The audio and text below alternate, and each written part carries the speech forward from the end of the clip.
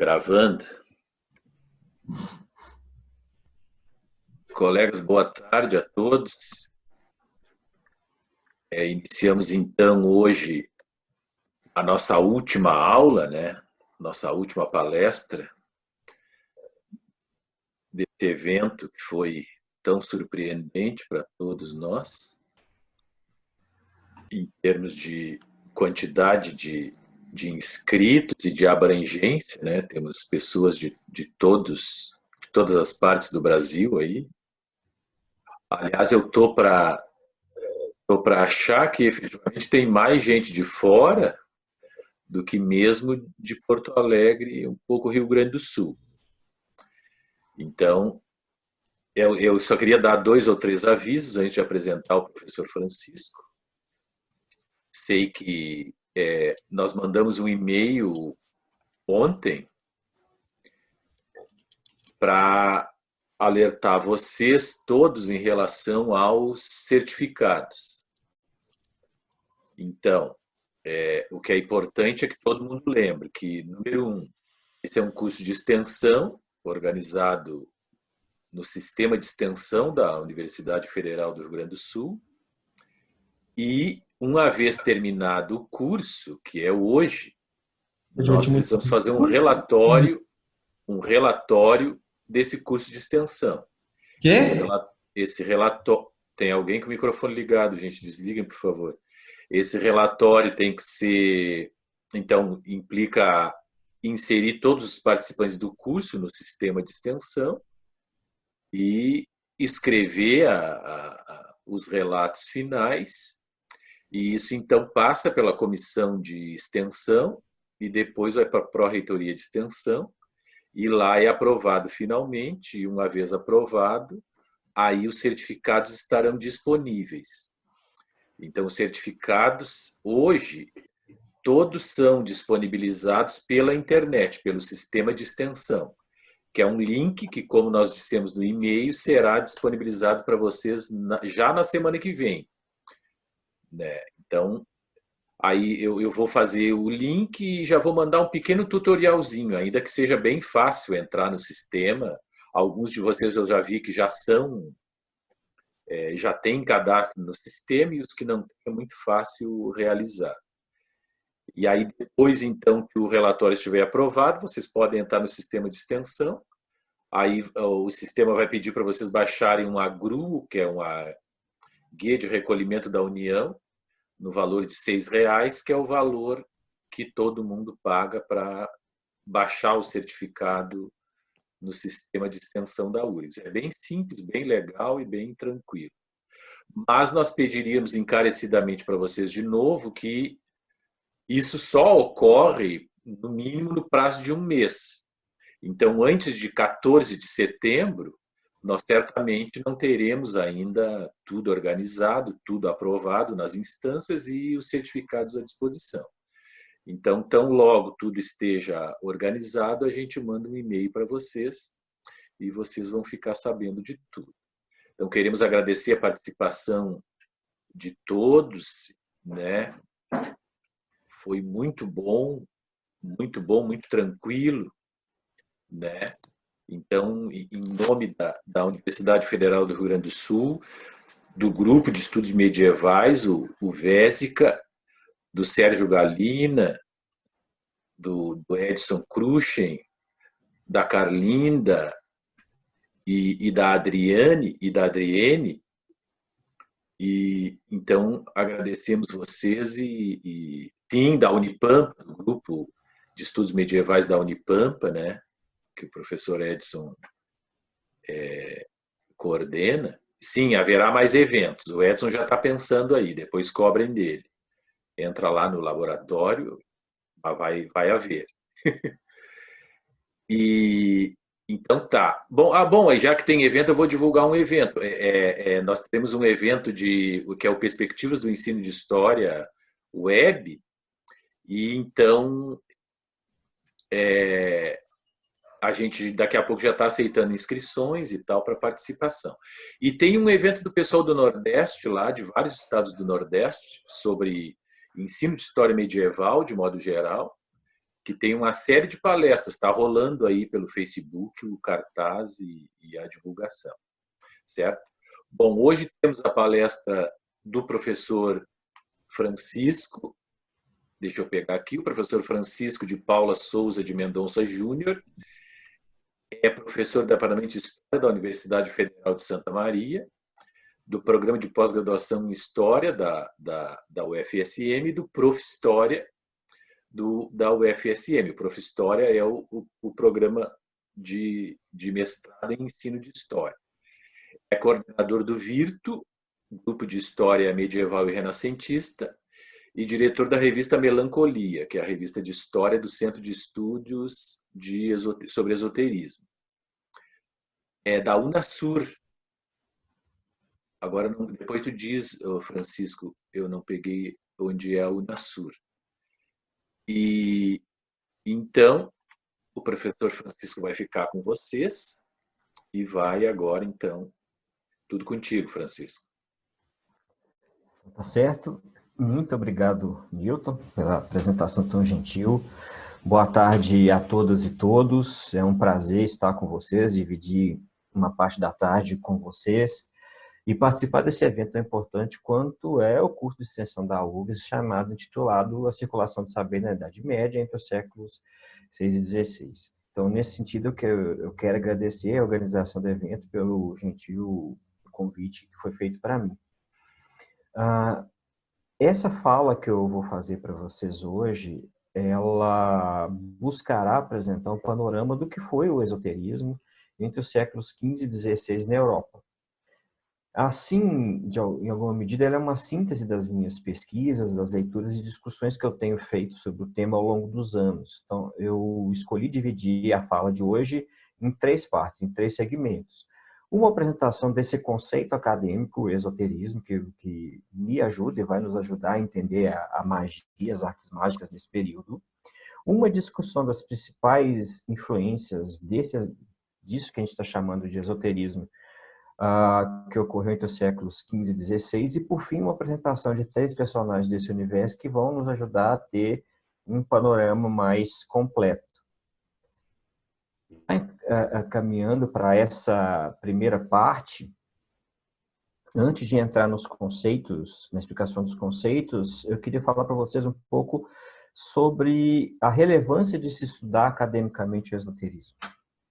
Como o professor o Antônio Febre, do qual o conceito nós vamos discutir, fala, a gente pode encontrar sobre esse selo esoterismo um monte de coisa em vários lugares. Então, vocês encontram lojas de artigos esotéricos, livrarias com textos esotéricos, e fatalmente livros, coleções, editoras dedicadas ao esoterismo.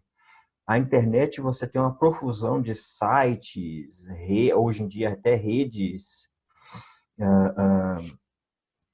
sociais dedicadas ao esoterismo. E existe uma dimensão, que é a dimensão que me interessa como pesquisador propriamente dito, que é a relação do esoterismo com a política, ou como a política, o esoterismo nos permite entender vários fenômenos políticos. Para dar alguns exemplos que fogem do medievo, do Renascimento, mais recentes para a gente pode pensar também, por exemplo, a influência que várias dessas ideias esotéricas tiveram durante a Segunda Guerra Mundial.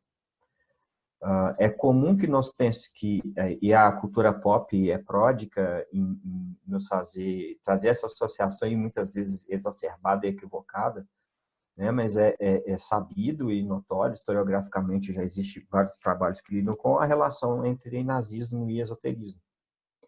Mas não apenas os nazistas estiveram envolvidos com o esoterismo. O serviço secreto inglês também teve. Tem um caso muito interessante de um sujeito que era tido e havido como um notório charlatão, que foi contratado pelo MI6, o Serviço de Inteligência Britânica, como a única solução para combater os nazistas.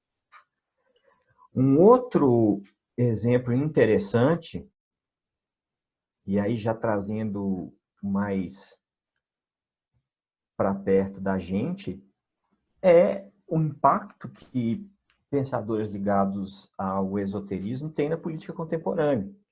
Hoje eu trago só como exemplo, mas isso dá uma longa conversa. Então, boa parte dos governos da dita extrema-direita que foram eleitos recentemente tem por trás de si a influência de sujeitos cujo pensamento está profundamente pautado por ideias do esoterismo. Então, aqui eu trago como, né, provocação para o nosso pensamento três dessas personagens, que é o Olavo de Carvalho, que tem uma importância, um impacto profundo nisso que os cientistas sociais já estão chamando de bolsonarismo, né? Se a gente pensa na política brasileira, foi através do olavismo, do próprio Olavo, que vários ministros foram escolhidos e atuam na política brasileira. À direita da imagem aqui, esse sujeito com a barba mais longa, o Alexander Dugin, que agora me fala a memória se ele ainda mas se não é, foi durante muito tempo um dos principais conselheiros do Putin. E o sujeito que faz a ponte entre eles, que é o Steve Bannon, da Cambridge Analytica, que ajudou a eleger boa parte desses governos de extrema-direita e mesmo naqueles que não se elegeram, ele teve por trás dele a sua empresa ajudando a pensar e estruturar essas campanhas. Esses elementos eu trago só para alicerçar essa minha fala da importância de nós pensarmos o impacto, a influência, a ação do esoterismo nas outras dimensões da experiência humana, da vida cotidiana, porque existe uma tendência do senso comum em imaginar que o esoterismo é mais uma daquelas coisas que está à margem, que não tem um impacto na nossa vida, desde que eu não seja um crente, um sujeito que acredita, vamos assim dizer, e um pouco da nossa conversa de hoje é para mostrar que não, acreditando ou não, são forças sociais que atuam e impactam as nossas vidas.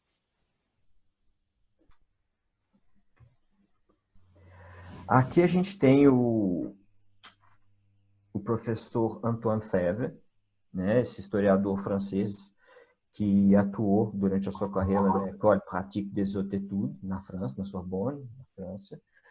E a grande preocupação, eu não vou dizer que o Febvre foi o primeiro sujeito a definir o esoterismo, seria um exagero, mas ele é o primeiro a construir uma definição acadêmica realmente com a qual se pode trabalhar. E ele tem uma preocupação muito grande, que é como a gente pode definir o que é o esoterismo. Porque de todos esses exemplos que eu trouxe até agora, eles são esoterismos. Mas o fato de um livro, um site, um filme se identificar como esotérico, como parte do esoterismo, permite que a partir dele se construa um conceito. E o Febvre diz que perseguir um conceito de esoterismo é um equívoco, porque enquanto fenômeno histórico, o esoterismo é muito múltiplo e polimorfo.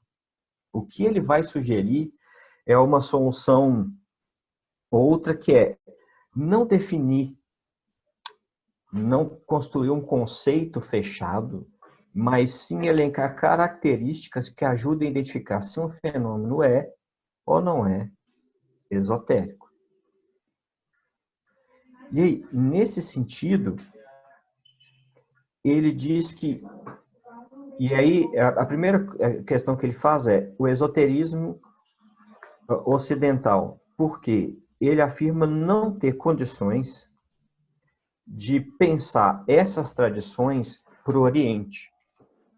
E aí também, se a gente for entrar nessa questão, nós vamos entrar na questão que é mais profunda, que é o que é Oriente e o que é Ocidente. Eu nunca usei esse programa aqui. Isso vai acabar complicando mais a nossa conversa. Então, o Febvre simplifica e ele diz que esse esforço intelectual dele de pensar uma estratégia acadêmica para pensar esse fenômeno, esoterismo, se restringe ao Ocidente. E ele diz que um fenômeno, para ser tido como esotérico, ele tem que apresentar 4 características intrínsecas e pode apresentar 2 que são não intrínsecas, que podem ou não podem estar presentes. Bom, essas 4 características que são intrínsecas, são necessárias para configurar um fenômeno histórico como esotérico, são a correspondência, a natureza viva, a imaginação e as mediações e a transmutação. E eu vou explicar cada um deles aqui.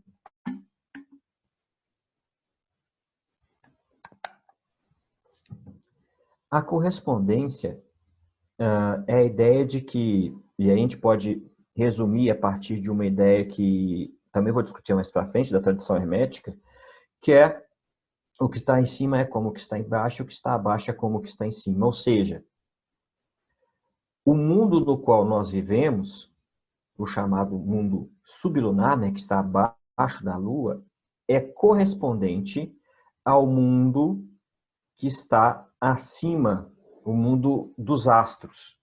Isso quer dizer que cada ação dos astros tem uma consequência imediata no mundo sublunar, no nosso mundo, e vice-versa.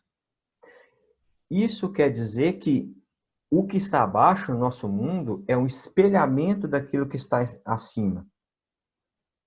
Tá? O próximo, ou seja, tudo está interconectado. E essa ideia de interconexão entre o nosso mundo e o mundo celestial remete à próxima característica, que é de natureza viva. Essa interconexão se daria porque todo o universo estaria conectado por uma mesma energia, por um mesmo princípio. Princípio esse que emanaria do Criador. Seja esse Criador, quem seja, o Deus cristão,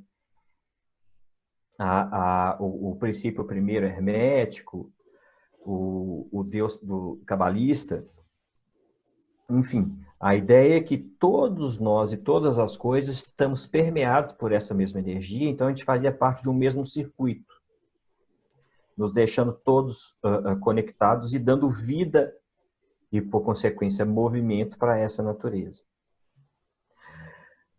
O próximo passo é, ora, se o universo ele é todo um jogo de espelhos, onde cada coisa está interconectada, cada elemento está interconectado por essa força, como intervir nesse circuito? Por meio da imaginação, das mediações. A imaginação é entendida como uma espécie de órgão mental. Ela, assim como o olho é capaz de enxergar, o olho de carne, né, digamos assim, é capaz de enxergar as coisas que estão à nossa frente, a imaginação nos permitiria ao iniciado compreender, perceber essas correspondências que conectam o que está abaixo com o que está acima, e essa energia que perpassa tudo. Né? Sem esse órgão devidamente burilado, lapidado, e aí entra o papel das iniciações dentro desses grupos, não seria possível perceber toda essa dinâmica. Uma vez que a imaginação está preparada, ela por si só não consegue atuar. Como ela atua? Construindo meios de intermediação, as mediações. Que meios são esses? Podem ser elementos físicos, como um talismã, um amuleto e por aí vai. Como podem ser também seres espirituais, como os anjos. Eu também vou falar mais detidamente sobre como os anjos são percebidos por essas tradições mágico-esotéricas. E todo esse processo de perceber que todos os elementos possuem uma correspondências entre si, que estão interconectados por essa mesma energia, que a imaginação permite compreender essa dinâmica e as mediações intervir, tem como objetivo causar a transformação do indivíduo. E é uma transformação que ela é primeiro espiritual, para depois se tornar física. Então, vou dar o exemplo da alquimia. Muito se fala da pedra filosofal, que é capaz de transformar qualquer metal em ouro. Mas para a alquimia, esse não é o objetivo, transformar qualquer metal em ouro. Isso é uma consequência. O alquimista, desde a primeira iniciação até a última, ele estaria sendo preparado para realizar uma transmutação da sua própria essência. Então, ele sairia do que os alquimistas chamavam de homem velho, esse sujeito que vive no mundo do pecado, que está conspurcado pelos desejos terrenos, etc. Iria para um momento onde ele é uma folha branca, ou seja, pronto para ser renovado, para ser transformado, para renascer, e o último momento no qual ele teria renegado as coisas desse mundo para se conectar com as coisas celestiais. E é justamente nesse momento que ele seria capaz de produzir a pedra filosofal e assim transformar qualquer metal em ouro. Então, esses são os elementos que o Febvre diz que tem que estar presente num determinado fenômeno histórico para ele ser identificado como esotérico. As qualidades não intrínsecas são a ideia de concordância, ou seja, a percepção pelos praticantes, por aqueles sujeitos que comungam de uma determinada tradição, os pertencentes a uma tradição, de que essa tradição, essa corrente esotérica, faz parte de uma tradição primeira, ou seja, de que haveria uma verdade única que foi revelada no princípio dos tempos, e que todas essas variantes, digamos assim, nada mais são do que percepções de uma mesma verdade. Por isso, todas concordariam, a ideia de concordância, nos seus elementos mais estruturais. E a ideia de transmissibilidade, ou seja, que o sujeito só pode aprender se ele for devidamente iniciado. Se ele tiver encontrado um mestre que domine essa tradição esotérica e que puder o iniciar da maneira adequada. Essas duas, concordância e transmissão, poderia ou não estar. Esse conceito acadêmico, ou melhor, essa estratégia, é muito menos um conceito, muito mais uma metodologia, perdão. Essa metodologia, ela é fundamental, ela praticamente funda o campo da história do esoterismo, digamos assim, enquanto campo acadêmico. E ela tem um primeiro desdobramento, que ali com um dos discípulos do Febvre, o Jean-Paul Courcette, que é discutir qual que é a diferença entre esoterismo e ocultismo, que o senso comum coloca como a mesma coisa. E é interessante que todos esses termos, eles são muito recentes. Enquanto Antoine Febvre está pensando o esoterismo a partir dos séculos XV e XVI, o termo esoterismo surge no século XVIII e o termo ocultismo surge só no XIX. E a partir da passagem do XIX para o XX, do século XIX para o século XX, que começa essa confusão entre esoterismo e ocultismo, algumas vezes propositalmente, outras vezes não. Mas a gente pode pensar de uma maneira simplificada que o ocultismo é a dimensão prática do esoterismo, enquanto o esoterismo é de uma dimensão mais filosófica dessas práticas ocultistas. Ora, mas como todo conhecimento histórico, como toda abordagem histórica, essa proposta do Febvre, ela também não foi tomada de uma maneira inerte, digamos assim. Esse historiador, Wouter Hanegraaff, da Universidade de Amsterdã, ele retoma o pensamento do Febvre, a metodologia do Febvre, de uma maneira crítica. Ele faz parte de um movimento importante que ajuda a repensar essas estratégias de se analisar historicamente o fenômeno do esoterismo. Primeira coisa que ele diz é que a abordagem do Febvre é muito reducionista. Por quê? Para o Febvre, existia um momento onde se poderia detectar essas características do fenômeno esotérico perfeitamente. Que momento foi esse? Durante os renascimentos europeus do século XV e XVI. Depois desse momento, eles Não seria mais possível identificar o fenômeno esotérico de maneira perfeita, apenas variantes dele de um tipo de segunda categoria, como se fossem formas deformadas, sempre faltando um desses elementos. E o Hanegraaff, ele tem uma questão interessante, que ele diz que nós não compreendemos o mundo a partir de conceitos, mas a partir de modelos, de protótipos. Nós sabemos o que é uma cadeira porque nós conhecemos o que é uma cadeira, por exemplo. Se eu quero conceituar o que é uma ave e digo que toda ave tem asas e voa, eu, por exemplo, vou excluir as galinhas, que são aves. E esse é a grande crítica do Hanegraaff para a metodologia do Febvre. Se eu me prendo só nessas características, eu vou necessariamente deixar de fora uma série de fenômenos esotéricos, só porque eles não cabem nesse enquadramento que é historicamente muito restrito. Então, Hanegraaff vai dizer que existiram três grandes abordagens historiográficas do fenômeno esotérico. Uma de um reencantamento do mundo, na qual o Febvre se encaixa, que é a ideia de que depois do iluminismo, o mundo teria perdido o seu encantamento, teria se tornado puramente racional, e existe uma série de autores que têm esse esforço de mostrar que não, ele permaneceu encantado. Existe uma outra abordagem, que é do que ele chama de ocultismo pós-moderno, no qual só importa o agora. Então, eles não estão preocupados em pensar o fenômeno esotérico enquanto fenômeno histórico de uma abrangência mais larga, mas eles estão pensando só o fenômeno New Wave, a Wicca, esse tipo de coisa, e não pensando na historicidade do problema, digamos assim. E, por fim, o perennialismo, que tem autores muito importantes, como o Mircea Eliade e o Gershon Scholem, que dizem que, na verdade, que se coloca um pouco na contramão desse ocultismo pós-moderno, que enquanto o ocultismo pós-moderno está preocupado só com agora, eles pensam o fenômeno esotérico de uma maneira ahistórica.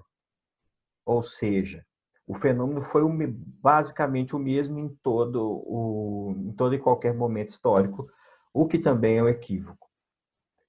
A proposta do Hanegraaff é pensar o esoterismo não a partir daquelas características que o Febvre coloca, nem dentro dessas abordagens históricas, mas sim como um tipo de conhecimento rejeitado. E aí ele coloca da seguinte forma, né? O que seria esse esoterismo? Ele seria um conjunto de visões de mundo que, primeiro, são colocados à parte fora das religiões principais, das religiões que são tidas como ortodoxas num determinado período histórico, bem como das tradições culturais, que também são tidas como ortodoxas principais, fundamentais. E esse esoterismo é sempre tido como esse outro que não consegue se encaixar nessas tradições. Todos aqueles elementos que não conseguem se encaixar nessas tradições.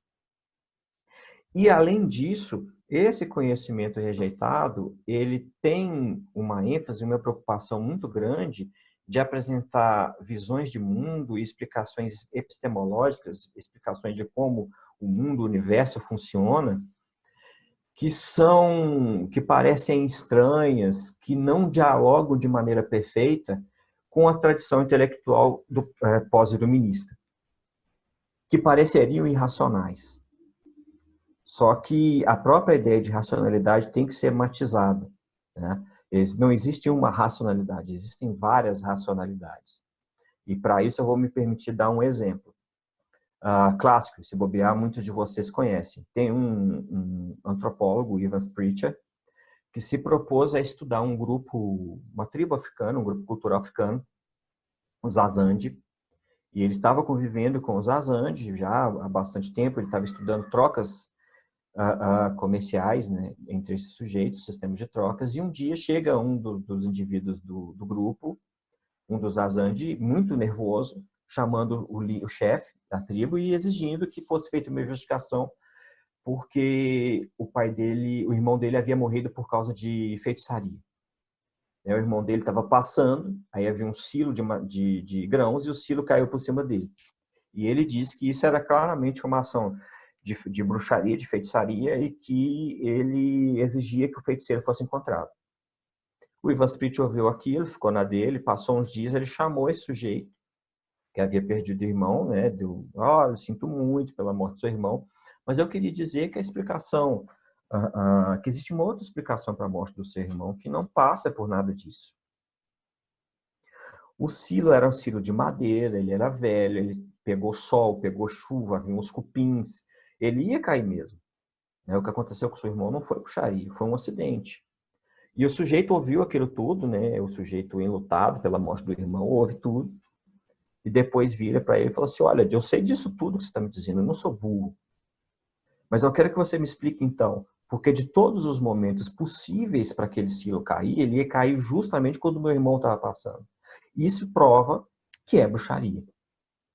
Então, eu quero trazer esse exemplo para mostrar para vocês que o sujeito racionalizou, né? Não é uma irracionalidade. Tá dentro daquilo que pelo que nós pautamos a nossa racionalidade, que é uma relação de causa e efeito. Só para mostrar que existem várias racionalidades, várias formas de razão e não apenas uma.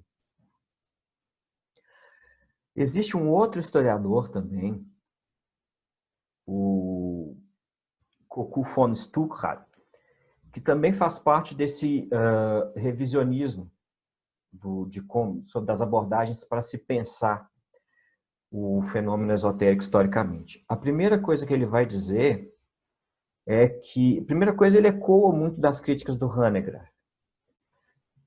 A segunda coisa, outra coisa importante que ele diz que o esoterismo ele não é um fenômeno marginal, mas ele é estrutural, ele estrutura parte do desenvolvimento da modernidade.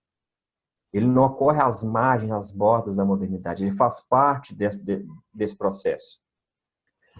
E ele diz isso pensando que as identidades religiosas elas não são pré-concebidas, elas não são formas fechadas. Elas se formam através da comunicação e da relação de um indivíduo com o outro. Elas se formam pelo contato com a alteridade, com o diferente. E nesse sentido, um sujeito ele pode adotar uma determinada identidade religiosa de maneira completa, parcial, ou mesmo construir uma outra. Ele dá um exemplo de um sujeito que viveu no século XVI, o Guillaume Postel, que ele era jesuíta, cabalista, estudioso do Islã e um profeta do retorno da Virgem Maria. E para o Guillaume Postel, não tinha contradição nenhuma em agir desse jeito. E se a gente para pensar, a forma como as pessoas se relacionam com a religião, ela passa muito por isso. Né? Não existem muros muito definidos, fronteiras muito definidas. Com licença. E nesse sentido,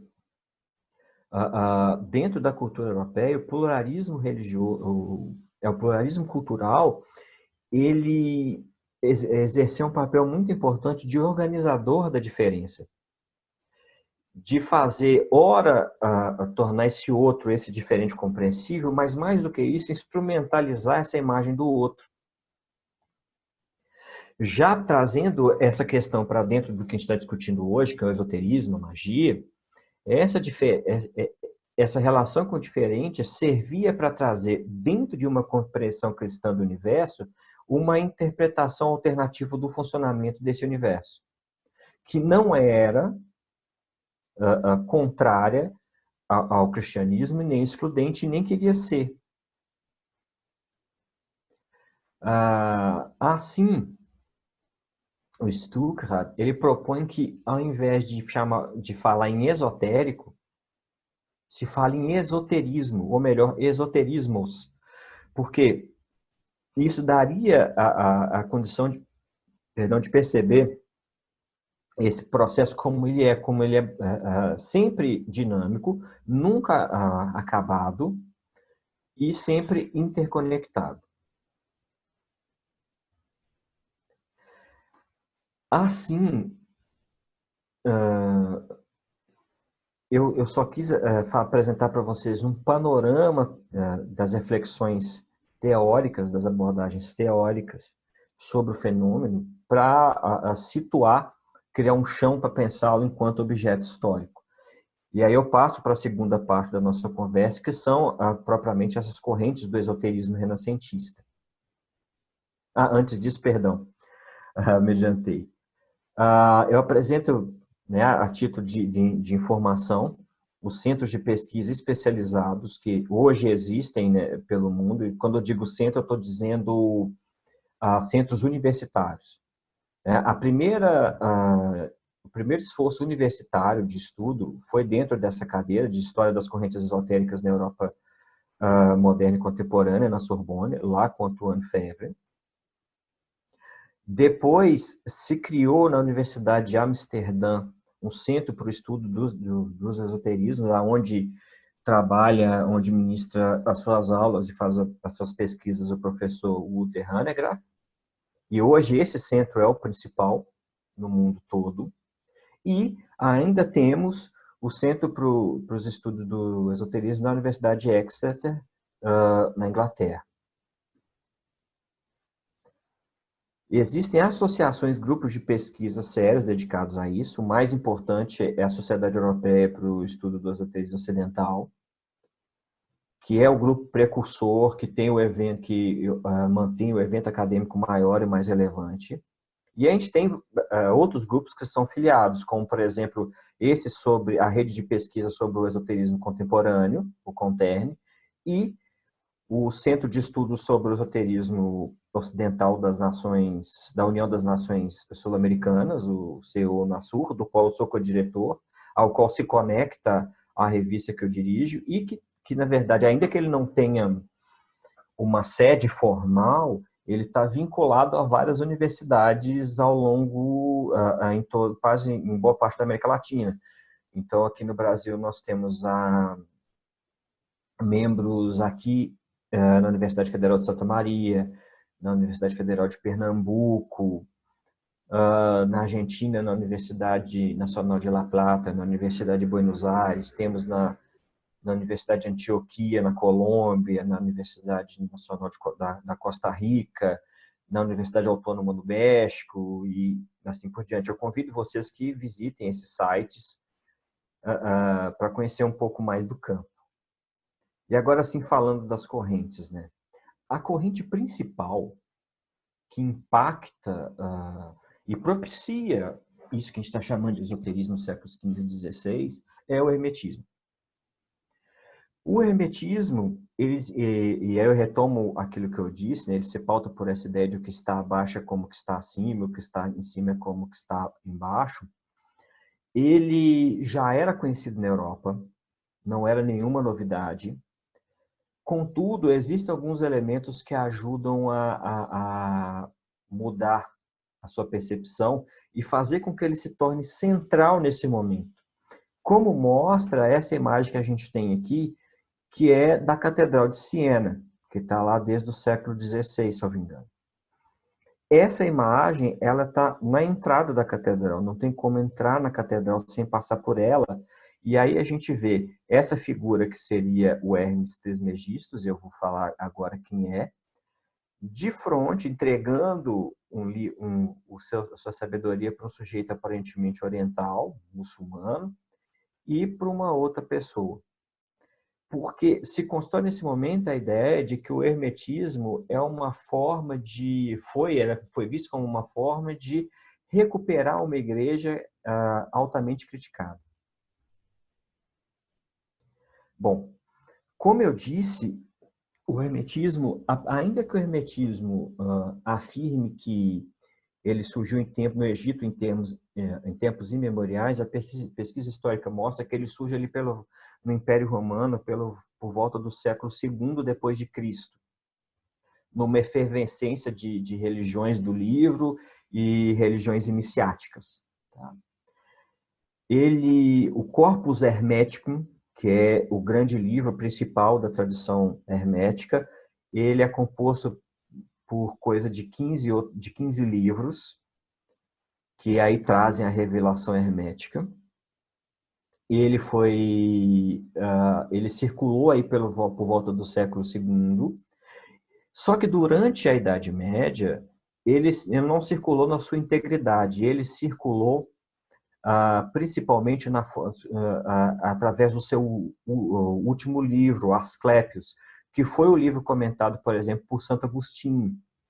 E ele acabou tendo uma percepção muito negativa por causa disso. Eu vou explicar por quê. E isso só foi resolvido quando ele foi traduzido direto do grego para o latim por Marcílio Ficino, médico e filósofo que foi profundamente importante na Itália ali do século XV para o movimento que a gente chama de renascimento cultural.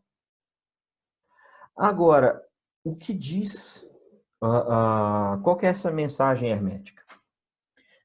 Sendo sintético,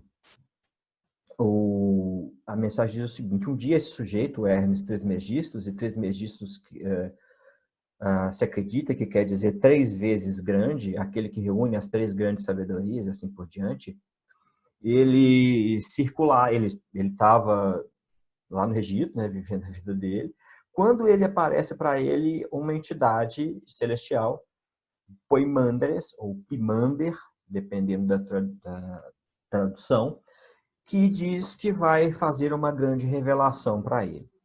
A revelação da criação do mundo. E como o mundo teria sido criado?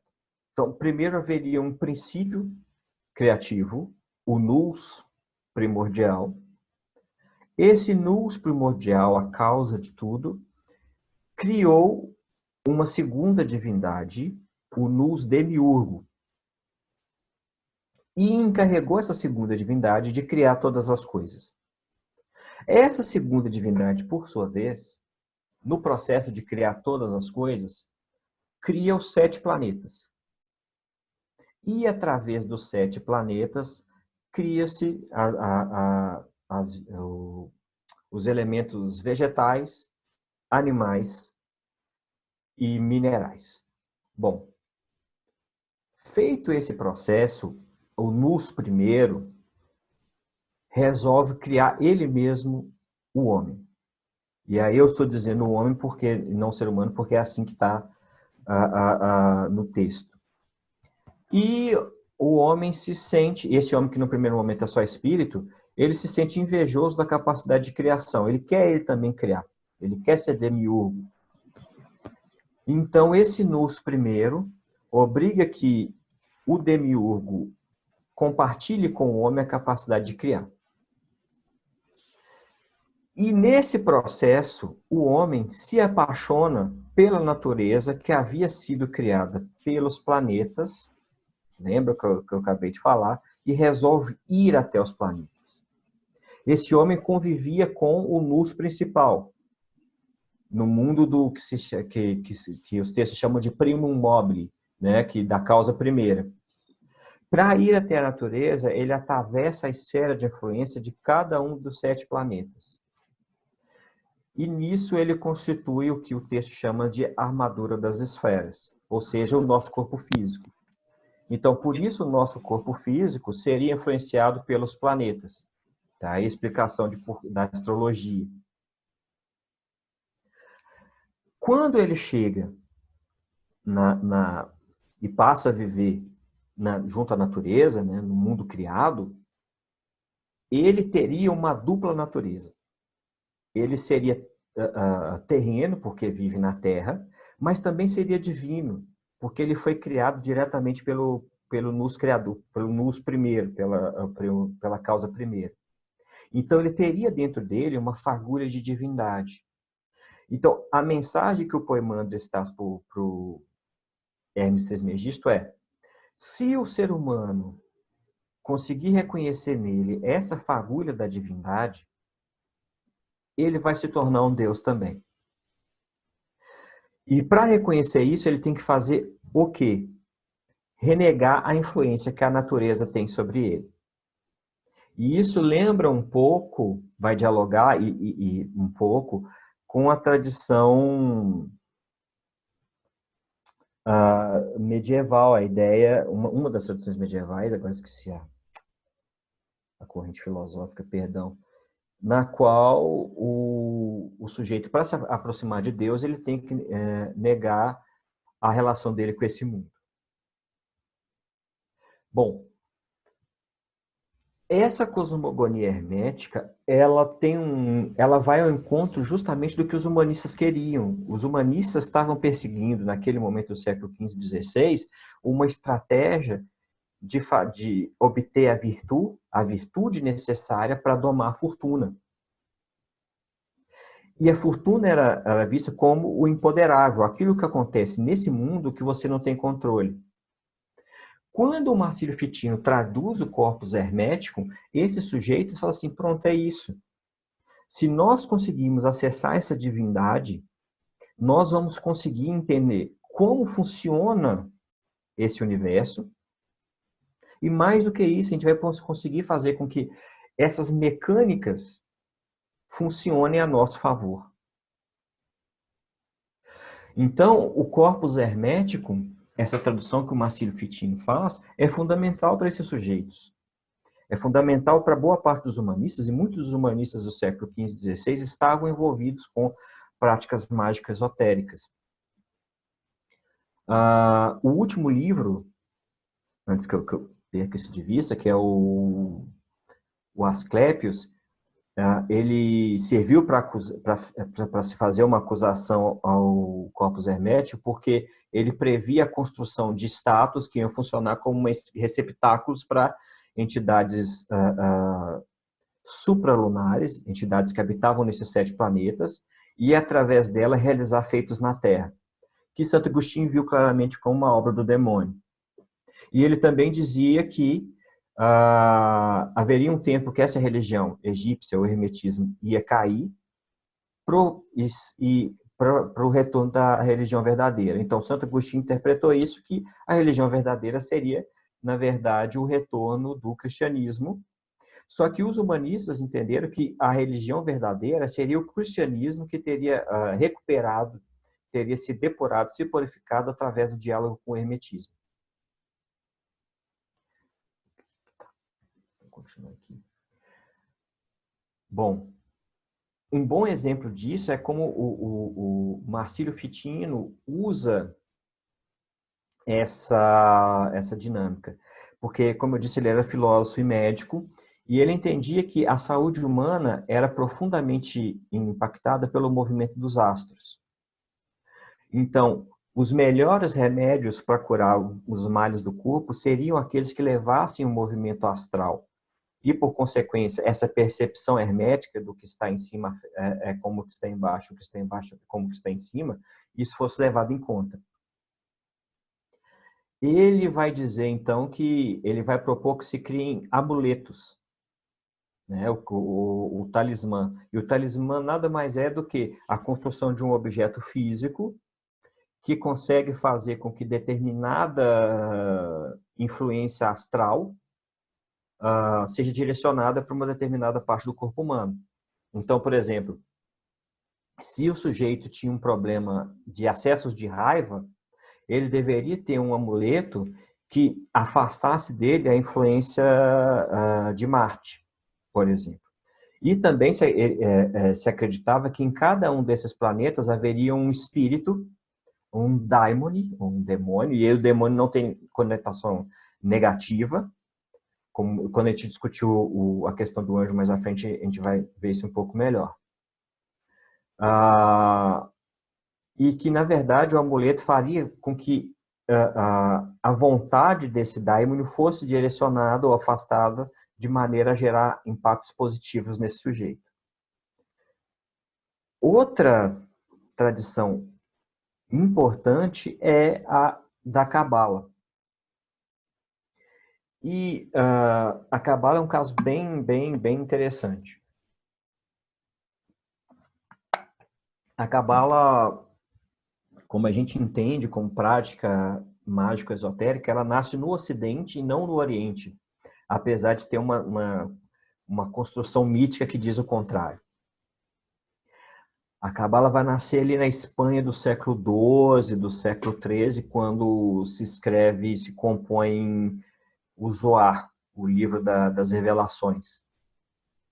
E basicamente ela vai dizer, sendo bem sintético também, o seguinte, que no princípio havia um Deus, e que desse Deus surge a criação. E que esse Deus se faz a criação por meio dos seus atributos. E esses atributos seriam a Séfira, ou Sephiroths, e cada um desses atributos seria uma dimensão da atuação de Deus no mundo. Então aqui a gente tem uma imagem que ajuda a gente a pensar o seguinte: então a primeira dimensão, que é não temporal e não espacial, que é esse mundo da emanação, o Azilut, porque é o mundo da causa primeira, onde existe toda a potência criadora, mas ela não tem forma. Por isso não se aplica as noções de espaço e de tempo. Essa outra dimensão que acontece no tempo, mas não no espaço, Beriá, é onde existe a potência criativa. Então, aqui no primeiro elemento você tem a força que cria, a força para criar, melhor dizendo. No mundo da criação, você tem a capacidade de criar, o intuito, o desejo. No Yetzirah, aqui você tem as formas. É onde se constroem as formas do que vai ser criado. E, por fim, a Siá é onde as coisas, de fato, são criadas. Ou seja, o nosso mundo. Assim sendo, a Cabala ela está muito ligada à instrumentalização desses nomes de Deus. A ideia do cabalista é que ele, quando profere o nome de Deus, ele permite que Deus atue através dele. E aí tem uma questão interessante que é, não basta saber os nomes de Deus, afinal de contas, os nomes de Deus estão todos aqui, né, para todo mundo ver, nós somos 165 agora, e até onde eu sei, não aconteceu, não conseguimos gerar nenhum efeito. Por quê? Para a Cabala, a questão não é conhecer o nome de Deus, mas a dimensão oculta desse nome de Deus, que é a forma correta da sua pronúncia. E isso traz a ideia de que o hebraico, ele é um que se chama de idioma de poder. Porque se você sabe essa dimensão oculta, as formas secretas das pronúncias, você consegue realizar os efeitos. E isso nos leva ao... aqui primeiro nós temos o Sephiroth, né, os ramos dessa árvore da vida, conectado a cada uma das dimensões planetárias, das dimensões do mundo celestial, que é a conexão que os humanistas fizeram, é uma instrumentalização desses nomes. E aqui também a gente já pode fazer uma conexão também com os daimones ou anjos planetários lá do hermetismo, né? Estão todos alinhados. E, como eu disse, isso nos leva à questão de quais são os nomes mais potentes de Deus. Os Sephiroth são poderosos, mas eles não são os nomes de Deus, mas das qualidades por meio das quais Deus age nesse mundo. Agora, os nomes de Deus, aquele que Deus teria dito a Abraão em segredo para Abraão repassar, são esses. Primeiro, o Tetragrammaton, que seria algo como Yod-E-Ivae, o Javé, né? Que seria o mais próximo do que a gente fala, o Javé. Esse é o primeiro nome de poder. Um nome aquele que se acreditava, inclusive, que os cabalistas seriam capazes de dar vida à matéria morta, que é o Golem. Só que o Tetragrammaton está muito ligado ainda ao judaísmo. E o que acontece é que esses cabalistas cristãos, da mesma maneira que você tinha hermetistas cristãos, e aí vamos lembrar do que o Koku von Stuck disse, né, que um mesmo sujeito pode comungar várias identidades religiosas ao mesmo tempo. Então, primeiro a gente tem esse aqui, Mas não basta o nome de Deus para o cristão. É preciso o nome de Jesus. Então, foi criado o Pentagramaton. Pegou-se essa letra, o Shin, e se acrescentou ao Tetragramaton. E virou algo como Yahshua. Então, esses seriam os dois nomes de Deus, os nomes mais fortes, que só os grandes cabalistas seriam capazes de instrumentalizar, até porque, pensem, se falar o nome de Deus é permitir que Deus haja pelo sujeito, basta a gente lembrar do que acontecia lá no Velho Testamento quando um sujeito encontrava com Deus, enlouquecia, pegava fogo, morria, etc. Então, isso não seria para qualquer um. O que a maior parte dos cabalistas faziam em termos de cabala prática são essas coisas que eu vou mostrar agora. Primeiro, a construção de nomes angélicos de poder, que nada mais é do que pegar uma raiz do hebraico e acrescentar uma partícula que remeta a Deus. Então, por exemplo, Samael como um anjo maligno, um anjo relativo ao mal, à morte, etc. É Sam, que é veneno, mas El, que é Deus. Se a gente para pensar nos textos sagrados, existem apenas uns 3 anjos que são nomeados. Os restos são só anjos, arcanjos, etc. Que é Rafael, Gabriel e o outro, agora não me recordo. A grande maioria dos nomes angélicos que nós vemos hoje vem dessa cabala prática. A gente tem contato com isso e nem sabe. Uma outra forma da cabala prática é o notaricon, que é a ideia de construir siglas de poder, como Agla, né, que é a sigla para a palavra Atar Gibor Leonan Adonai, Senhor és eternamente poderoso. E onde se usavam essas siglas? Onde se aplicava o notaricon? Na construção de talismãs, como aqueles do Fitina, amuletos, dos círculos mágicos e assim por diante.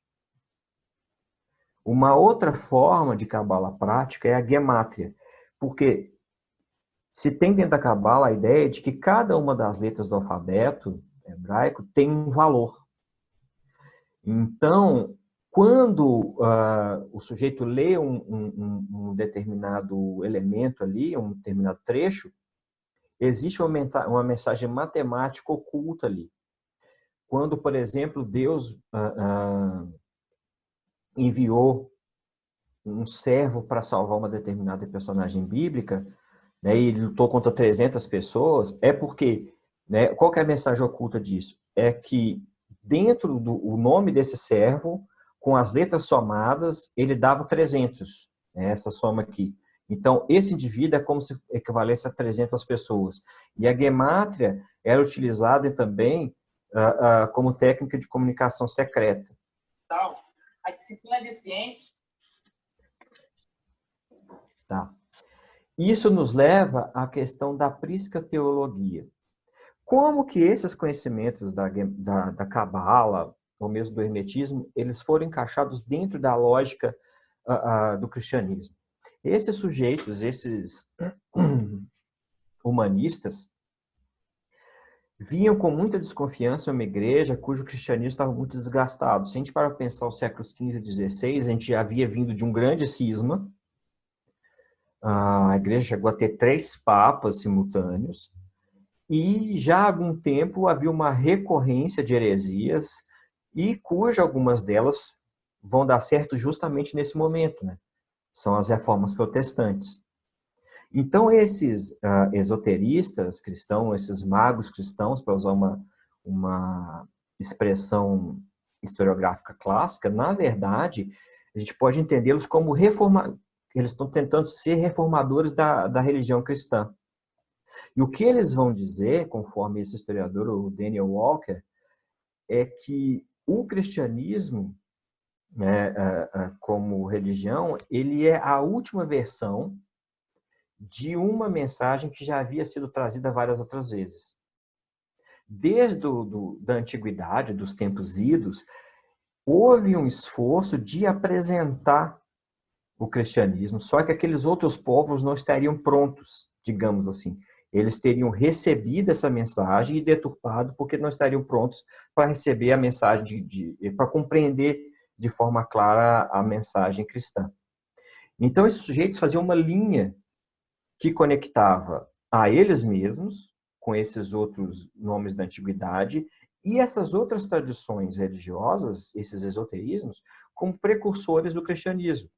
Então, eles acreditavam que tudo começou, a primeira revelação de Deus havia sido para Zoroastro, depois para Hermes Trismegisto, depois para Orfeu, depois para Platão, e assim, acrescentando alguns nomes, tirando alguns nomes.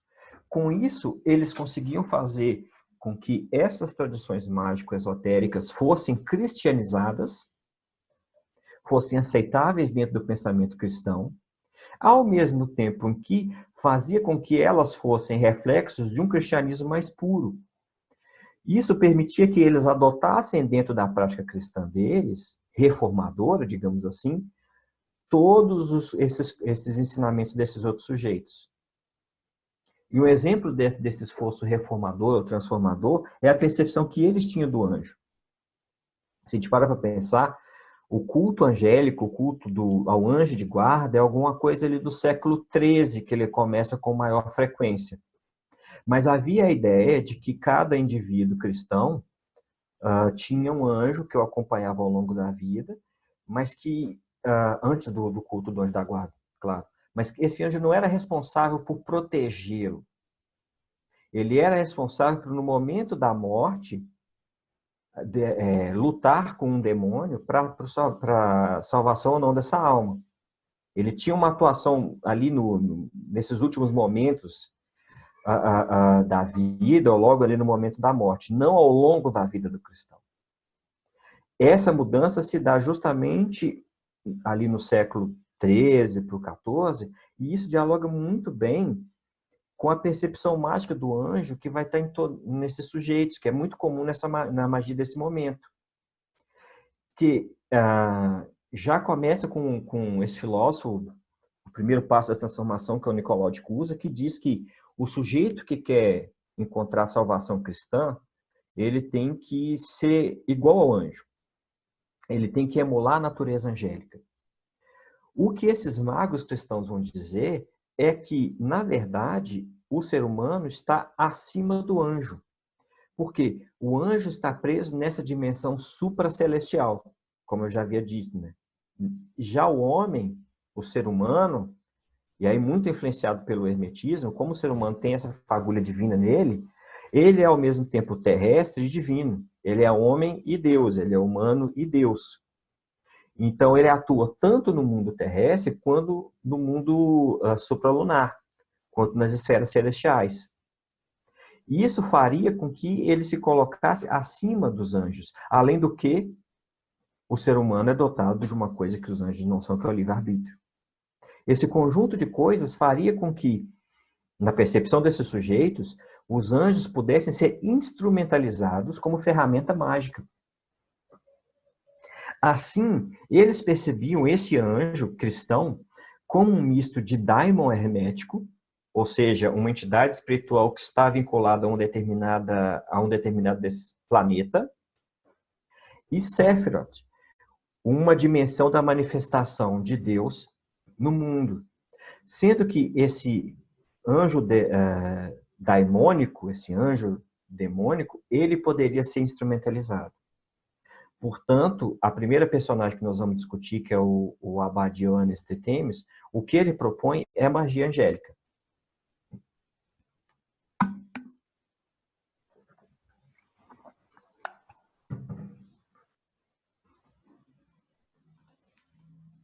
Seguindo agora para a última parte da nossa conversa, que são as personagens. Esse que está na imagem aí, nessa pintura, é o abade alemão Ioannes Trithemius, que viveu entre 1462 e 1516.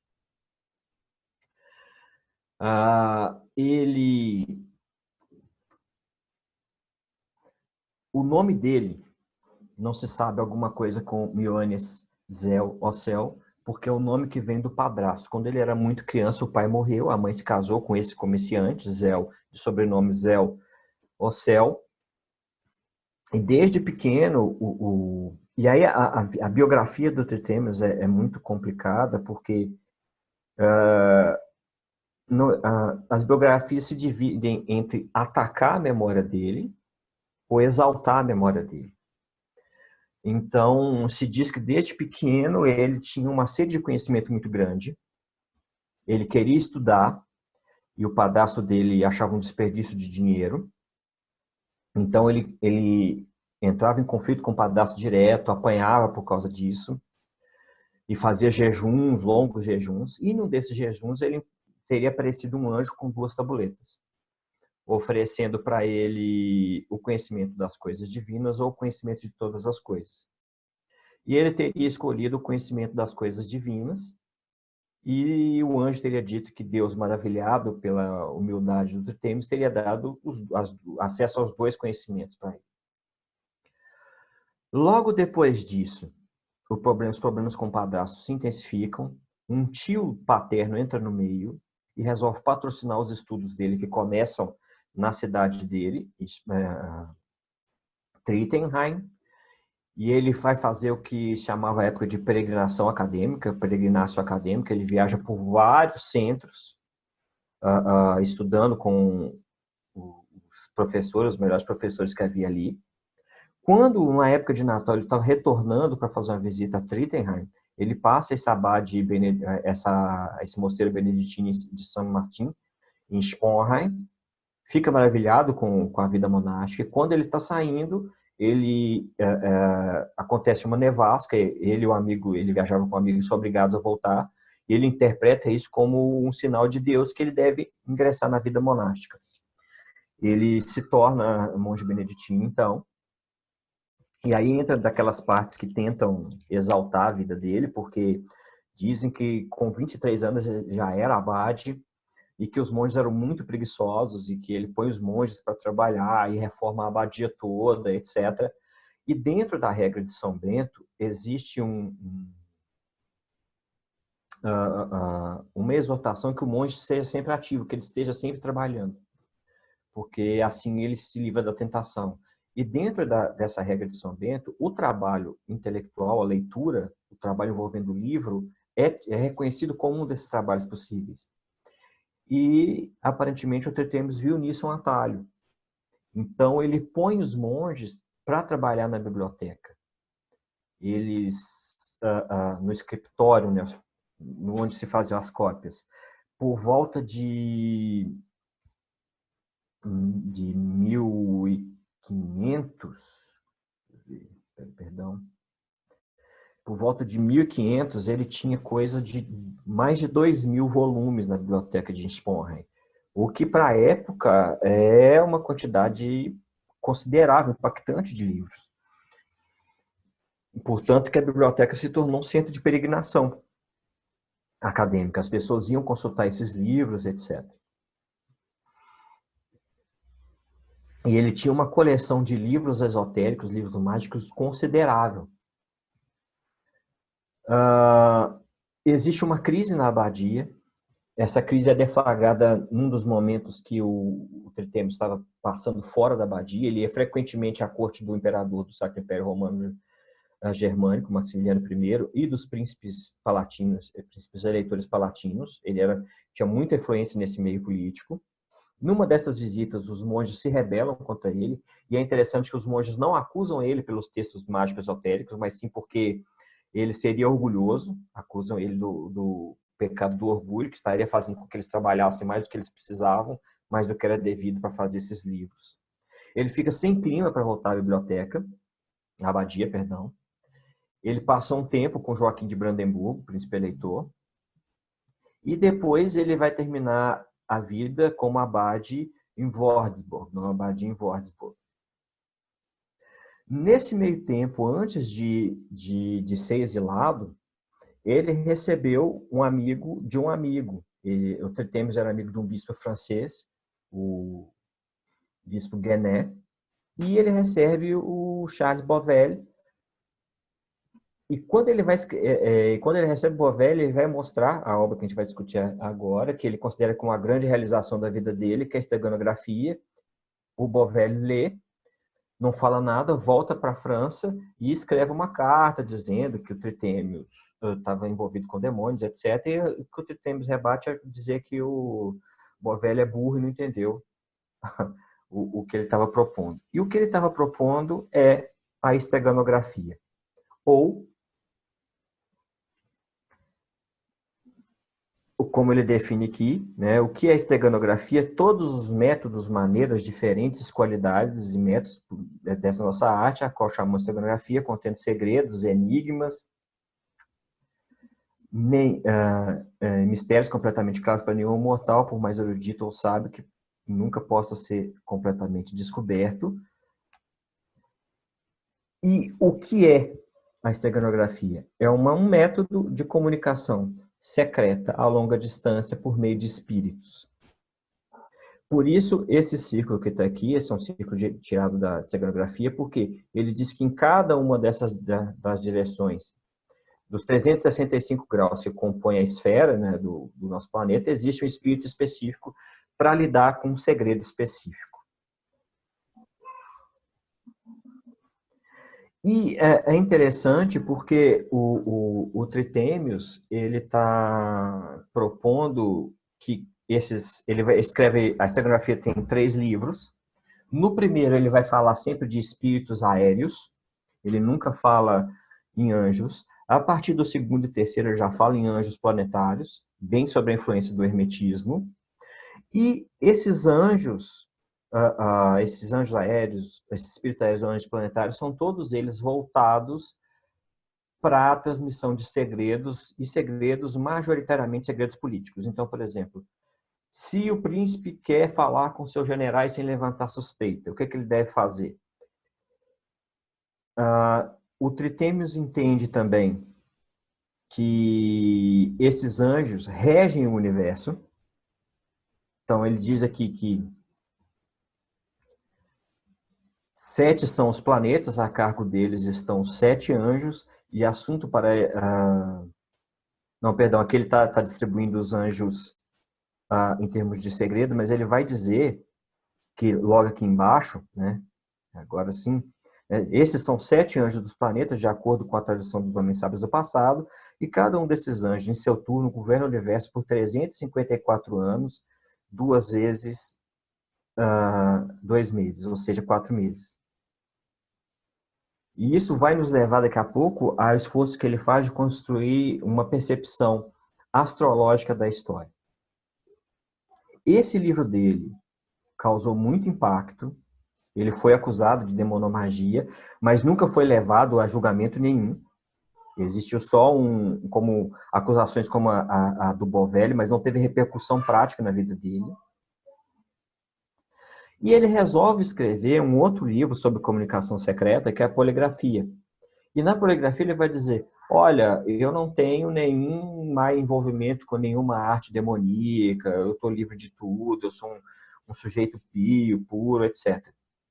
Só que, dentro da Poligrafia, ele usa várias técnicas, por exemplo, várias vezes ele recorre, ainda que ele não nomeie a Gemátria, lá da Cabala, e ele usa uma série de alfabetos alquímicos para escrever as suas comunicações secretas, para suas técnicas criptográficas, como esse alfabeto alquímico aqui que vocês podem ver.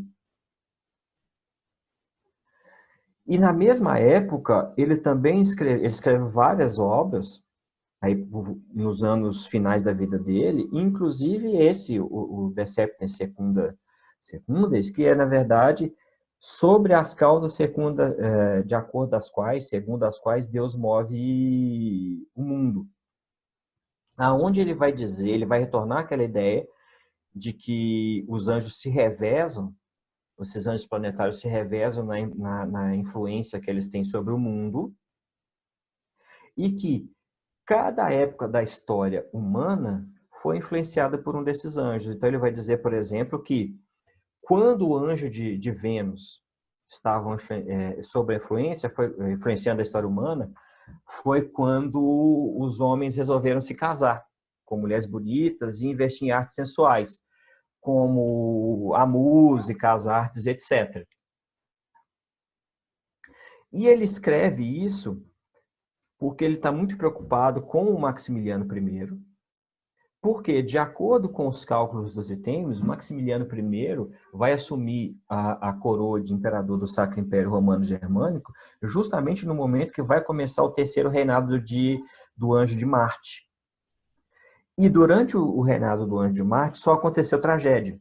Aconteceu o dilúvio, a queda do Império Romano e assim por diante. Então ele está muito preocupado em instrumentalizar esse sujeito poderoso, que é um dos sujeitos que acaba protegendo ele das intempéries que ele enfrentou na vida dele. A outra personagem que a gente vai passar, dar uma olhada hoje, é o Heinrich Cornelius Agrippa von Netzsche. Ele é um sujeito muito interessante. Ele foi uma espécie de discípulo inconfesso do Tritêmios. Ele atuou como militar, advogado e professor. Ele se doutorou em teologia, trabalhando o De Verbo Mirífico, do Johannes Reuchlin, que é uma obra sobre Cabala. Ele tem origem aristocrática, ele chegou a atuar como cavaleiro, inclusive. Ele tem uma história interessante, que ele também atuou várias vezes como advogado, e uma das defesas dele, ele defendeu uma mulher que estava sendo acusada de heresia, por ter feito um pacto com o demônio. E essa acusação vinha de um inquisitor dominicano. E qual que é o argumento que ele utiliza para inocentar essa mulher? O que vale mais? O batismo que ela tinha feito ou o pacto demoníaco? Porque se o batismo é mais importante, ela é inocente, né? O pacto dela não tem relevância, porque ela não cometeu nenhum crime de heresia, está livre. Se o pacto é mais importante, todo o edifício da igreja rui, eles também não têm autoridade sobre ela. Ele acaba conseguindo libertar a mulher, mas em função disso, ele ganha a inimizade dessa ordem, que já havia surgido, ele já tinha um problema com as ordens religiosas, já da sua atuação como professor. Ele, durante toda a vida, tentou se encaixar em cortes, principalmente na corte de Luís de Savoia e de Margarete de Áustria. Ele chega a trabalhar na corte da Margarete de Áustria, e isso ele acaba escrevendo um livro elogiando o feminino. Só que o elogio que ele faz ao feminino, a gente vai ter tempo para discutir isso hoje, na verdade, é muito mais um elogio a uma ideia de feminino do que as mulheres reais. E isso também é perceptível porque ele tem uma vida pessoal muito atribulada. Ele tenta sempre se firmar nas cortes e nunca consegue. Ele chegou a ser preso por dívida 2 vezes. Ele se casou 3 vezes. Nenhum dos casamentos foi feliz. Ele atuava como físico, né? Ou seja, um médico prático, um tipo de médico prático, e também sempre foi um problema. A primeira vez que ele casou, a mulher dele teve uma doença que ele não conseguiu diagnosticar, ela morreu, o que coloca em xeque a atuação dele como físico. Na segunda vez, teve um surto de peste na Antuérpia, os médicos todos fugiram, ele permaneceu atuando. A segunda mulher dele morreu de peste, e quando o surto passa, os médicos voltam e acusam ele de ser um charlatão, porque ele não tinha formação médica, e se ele fosse médico mesmo, a mulher não tinha morrido. E a terceira esposa dele, ele repudia porque ele acusa ela de tê-lo traído. Ele morre pobre, miserável, ele recebe várias acusações de pacto demoníaco, inclusive tem uma lenda, né, uma dessas lendas negras que perduram sobre a vida dele, que ele tinha um cachorro, um grande cachorro preto que dormia com ele, que se chamava Monsieur, Senhor, e que na verdade seria o demônio. Bom, o grande trabalho da vida do Agrippa é o De Occulta Filosofia, ou sobre a filosofia oculta, que é um grande compêndio sobre o conhecimento mágico da época. São 3 livros, existe inclusive uma tradução interessante em português, da editora Madras, na verdade. E esses 3 livros vão fazer um grande apanhado de todas as tradições mágicas, magia matemática, astrologia, produção de talismãs, evocação de anjos, demônios e assim por diante.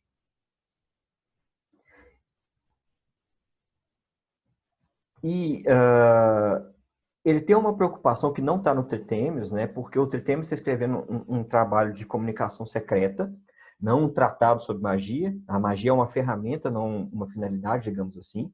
E já aqui, para o Agripa, ele tem uma preocupação em explicar o que é a magia. Né? Não vou ler toda a citação, mas essa última parte é a mais importante quando ele diz: o que é a magia? Essa é a mais perfeita e principal ciência, a mais sagrada e sublime espécie de filosofia e, por fim, a mais absoluta perfeição de toda excelentíssima filosofia. Ou seja, é uma forma de entender o mundo e atuar no mundo. Mais do que isso, é a melhor forma de entender e atuar no mundo.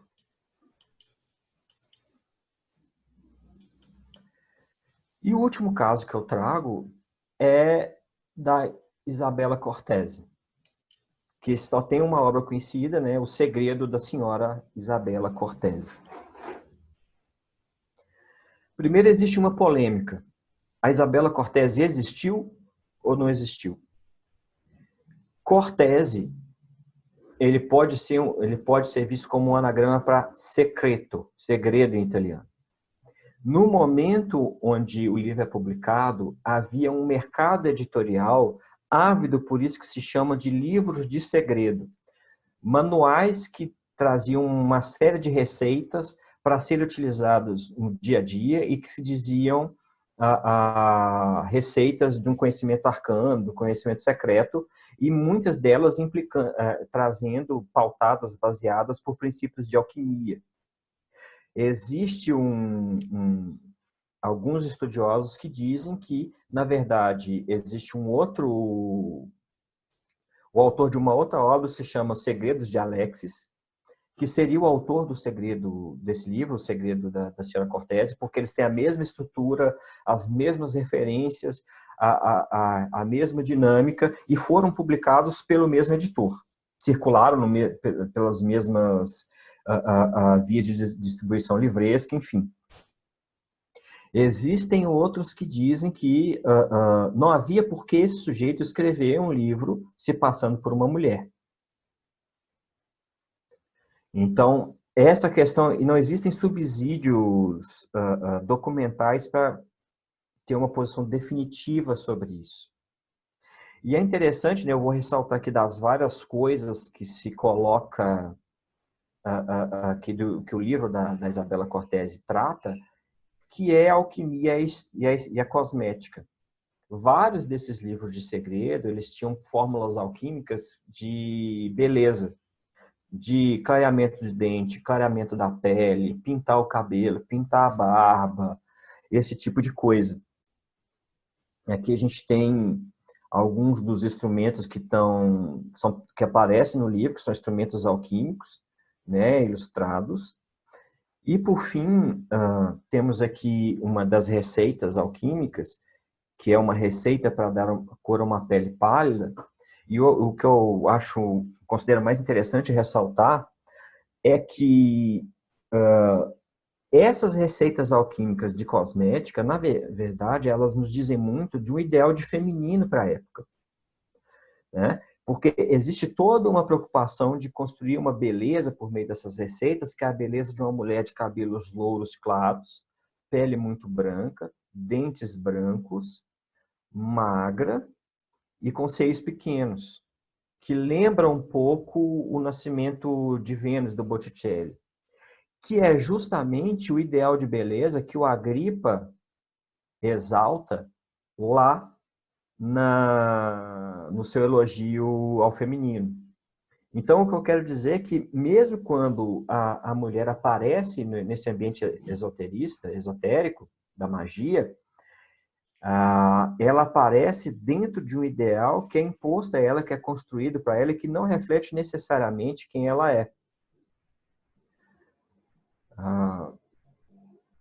Bom, foi uma fala razoavelmente longa, com vários elementos aí para a gente pensar. Eu quis dar esse panorama geral, trouxe essas personagens, e eu concluo dizendo que é um campo no qual ainda existe muito a se fazer, muito a se pesquisar. No Brasil, ele é relativamente recente. E aí eu vou concluir convidando vocês a conhecerem as redes sociais do Virtu, do CEO Nasu e do projeto de História Pública, do qual eu também faço parte, que é o Mais História, por favor. Muito obrigado pela atenção. Eu acho que podemos passar agora para as perguntas.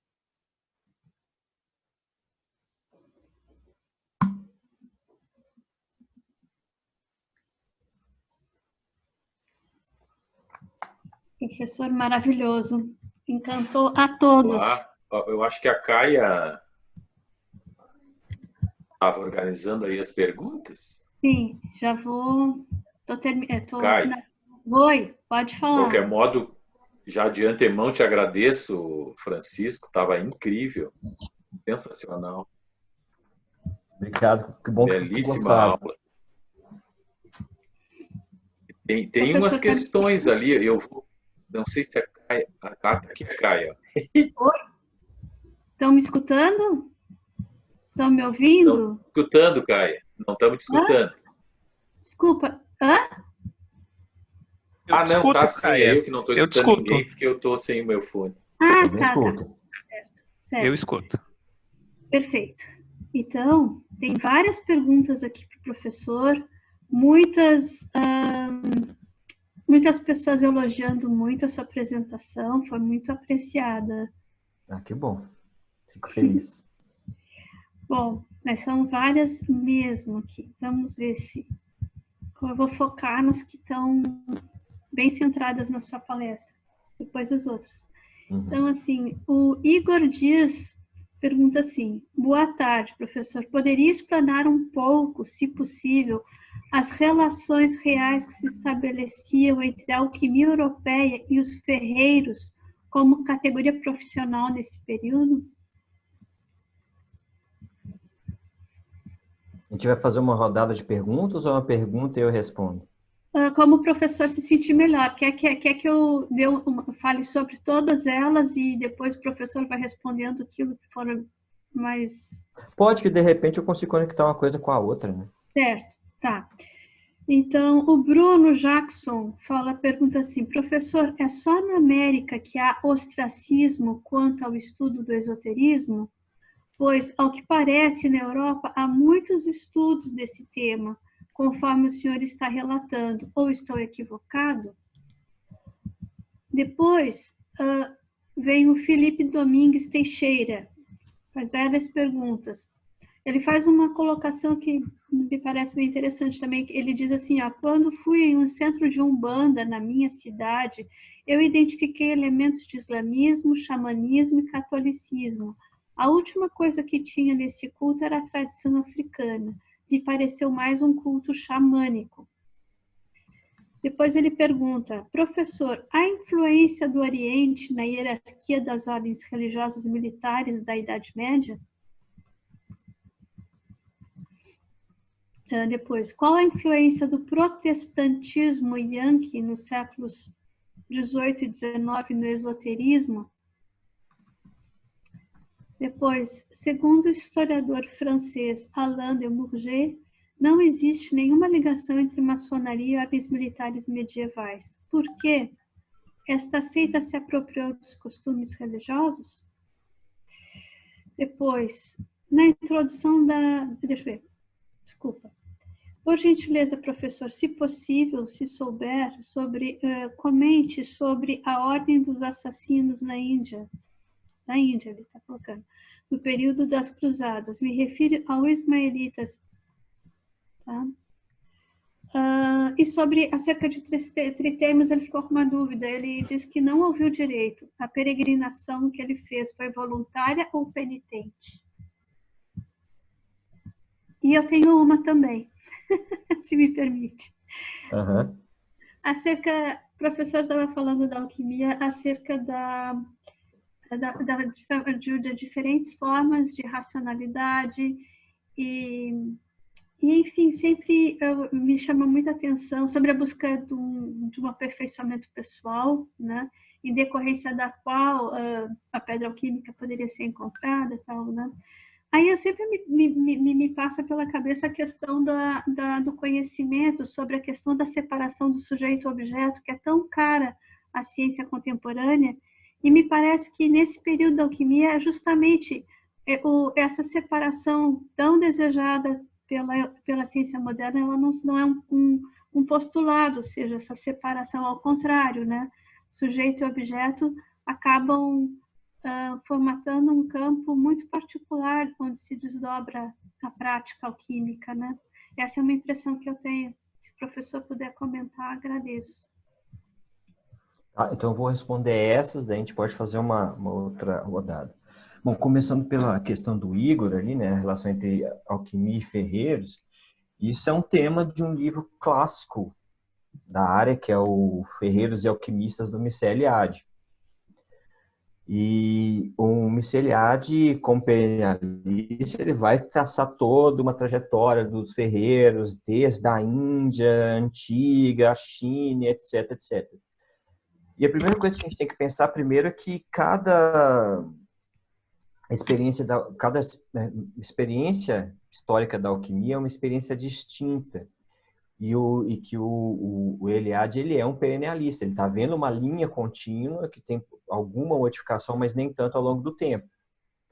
Então, assim, eu sinceramente não vejo uma relação tão imediata entre alquimistas e ferreiros. E alquimistas eu estou pensando aqui, né, nesse ambiente dos alquimistas, porque quando a gente está falando em ferreiros, a gente está pensando bem historicamente, em sujeitos que estão numa categoria ali de pertence a um grupo de ofício e que não necessariamente possuem o letramento necessário para a prática alquímica.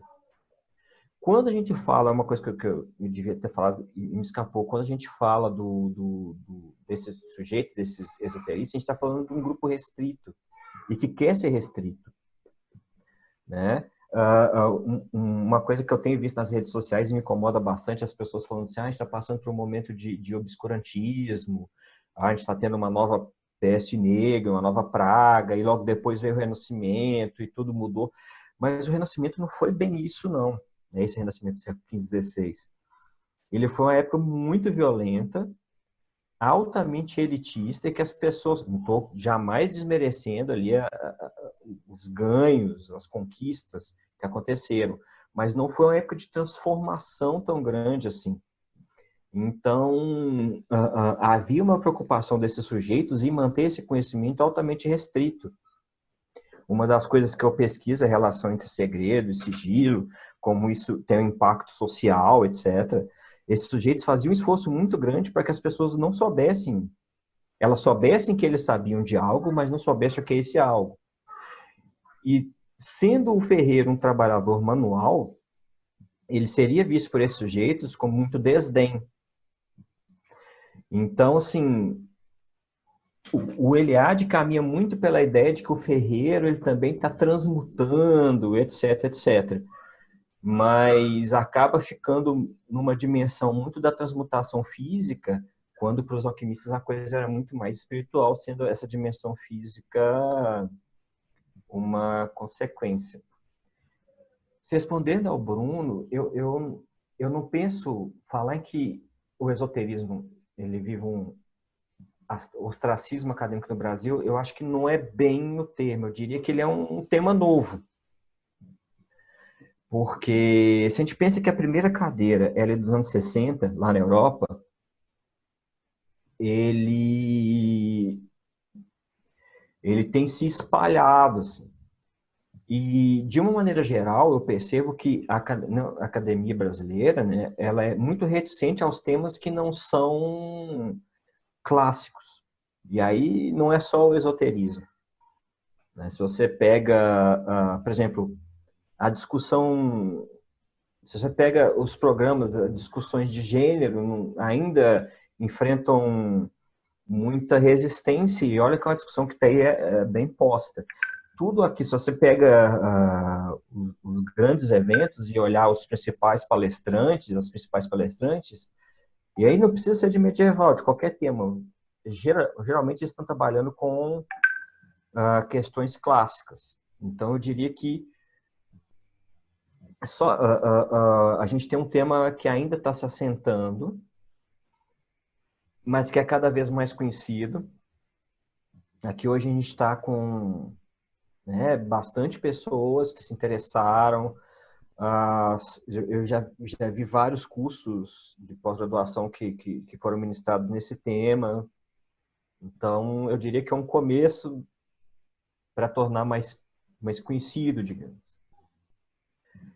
Sobre o Felipe, né, quando ele fala da Umbanda, isso é interessante porque ainda que o von Stuckrad fala de outra coisa, é bem isso, né? Uma identidade religiosa, ela não é fechada nela mesma. Ela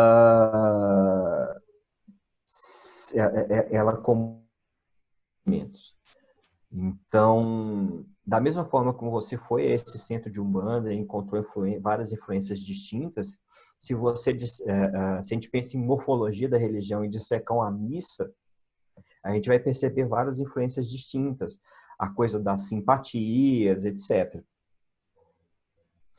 Olha, as ordens de cavalaria não são muito a minha praia. Eu sei, digamos assim, um básico, que é o que eu uso para ministrar as aulas.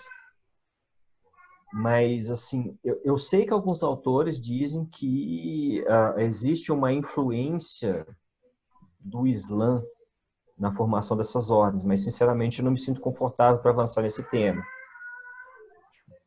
E aí eu vou reforçar o que a informação que trouxe, é que, de fato, maçonaria e cavalaria, as ordens de cavalaria, principalmente os templários, realmente não tem nada a ver. O que a maçonaria faz é uma construção tardia, buscando uma ancestralidade que ela não tem. E a gente vê isso em várias outras esferas que não tem nada a ver com religião, né? Esse discurso de ancestralidade. Sobre a ordem dos assassinos na Índia, eu sinceramente também não sei. Eu conheço um pouco ali do Oriente Médio, tem algumas obras que tratam disso, mas também essa eu vou ficar devendo. Sobre o Tetêmios e a peregrinação, ela é uma peregrinação que não tem uma dimensão religiosa, ela é acadêmica. Ele estava viajando por que era uma coisa que acontecia com frequência naquela época, para quem tinha recursos, claro. O sujeito viajava em busca dos professores para ter a formação que ele considerava mais adequada. Então, não havia bem o currículo era um pouco mais flexível. Então, por exemplo, quando a gente fala ali do Agripa como professor, ele deu vários cursos sobre a cabala a partir do verbo mirífico. E aí as pessoas que tinham essa curiosidade, iam até ele para fazer esse curso. Então, a peregrinação dos Tetêmios é essa. E a relação do esoterismo com o protestantismo é muito interessante, porque o catolicismo foi muito mais permissivo. Pouquíssimas pessoas foram denunciadas, que estavam envolvidas com o esoterismo, chegaram a ser denunciadas à Inquisição, e muitas delas foram absolvidas, ainda que houvesse legislação específica, esse tipo de coisa. Mas o protestantismo foi muito mais radical. O Lutero colocava o hermetismo como uma das manifestações do demônio, que ajudou a perverter a humanidade, etc. E o Agripa, existe uma dúvida muito grande se em algum momento da vida dele, por ele estar circulando por aquelas terras alemãs, ele se converteu ao protestantismo ou não.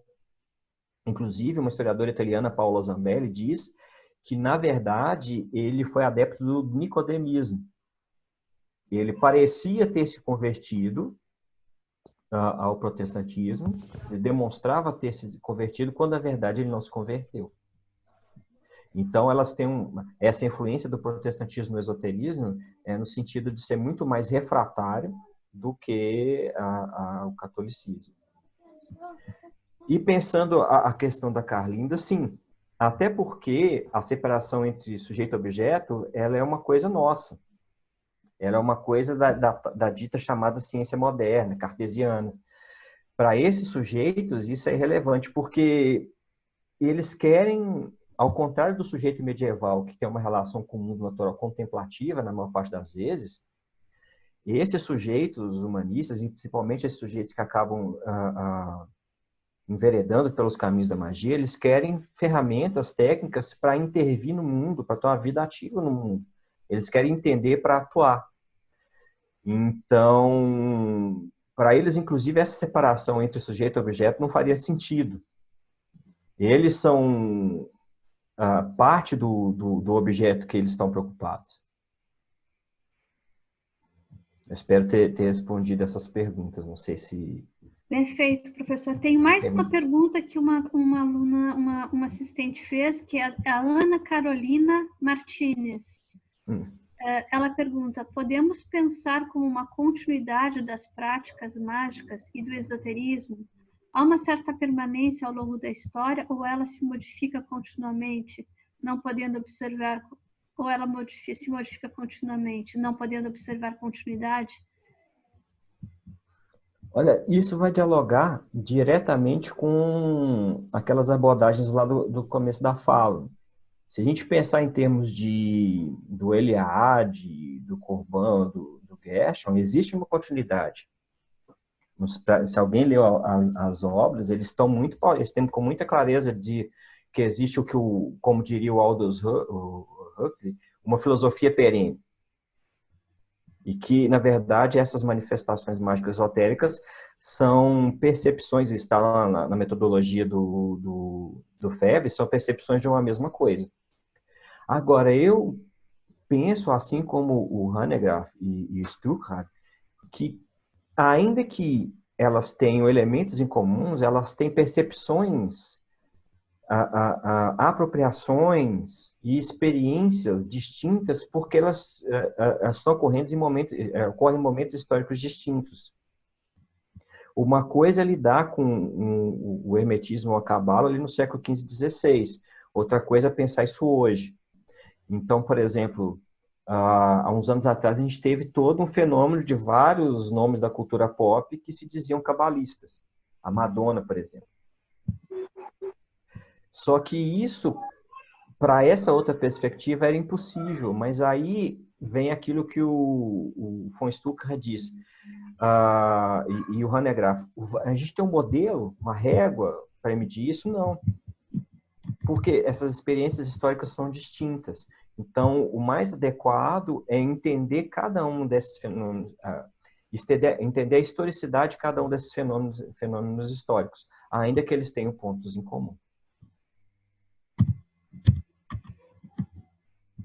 Muito bom, professor. Olha só, e muitas pessoas perguntando se o professor vai disponibilizar a bibliografia. Posso.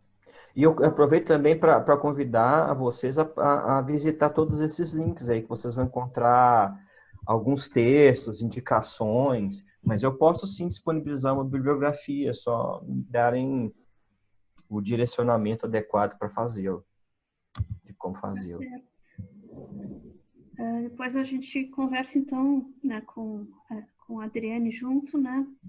E vamos fazer isso, enviar a bibliografia para as pessoas que participaram do curso. Newton? Acho que ele... tá aí. Não, estou aqui. Uhum. Então, terminaram as perguntas aqui. Então acho que o nosso curso fechou com chave de ouro, né? Depois